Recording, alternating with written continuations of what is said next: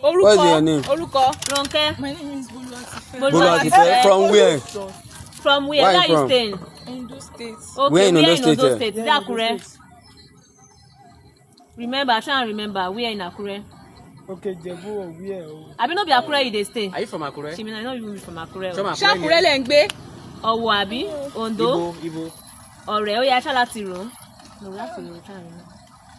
Gbogbo ẹ̀yin ọ̀dọ́mọbìnrin tí ẹ kì í dúró ní sùúrù lérè tó jẹ́ wípé Ọlọ́run ṣògo lẹ máa ń wá kiri ẹ wá kọ́gbọ́n o. Ẹni tó ti lówó lọ́wọ́ ló máa ń wù yín láti fẹ́. Ẹ jẹ́ á wo fọ́nrán fídíò yìí. Ẹ gbọ́ ìbéèrè tí wọ́n ń bi ọmọbìnrin yìí ṣùgbọ́n làákàyè rẹ̀ ò ṣiṣẹ́ mọ́. Wọ́n ti kó o níyè lọ àwọn olóògùn owó ọmọ yahoo yahoo wọ́n ti fi ṣe oògùn owó. Ẹ jẹ́ ká kọ́kọ́ gbọ́ nǹkan tí wọ́n ń bi léèrè kẹ́ ẹ lè mọ̀ wípé ayé ti pé méjì méjì.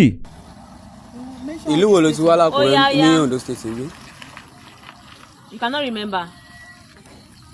You cannot remember.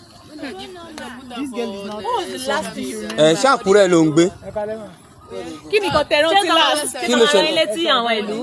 Ṣàkúrẹ́ ló ń gbé. Ọ̀wọ̀, Ondo Town, Ọ̀rẹ́, Ìkàrẹ́, Ẹ tẹ́ láti Ọ̀kà. rántí sọ́ọ̀tà lè mọ̀ ọ̀tá ẹ̀pù yín. Ibo lẹ̀ ń gbé gangan l'Ondo State. Ṣàkúrẹ́ ló ń gbé ni. Wọ́n ti lò ní. Wọ́n tẹ̀sí nǹkan lára ẹ̀. Wọ́n ti lò. Fóònù ẹ̀ ń kọ́. Wait, can't remember now. Fóònù ẹ̀ ń kọ́. Àwọn àti gba fóònù. Ibo ló ti ń bọ̀ gan? Where are you coming from? Na office abi. Ọ̀dọ́mọbìnrin tí ó jẹ́ pé olówó ló ń fẹ́ láti fẹ́.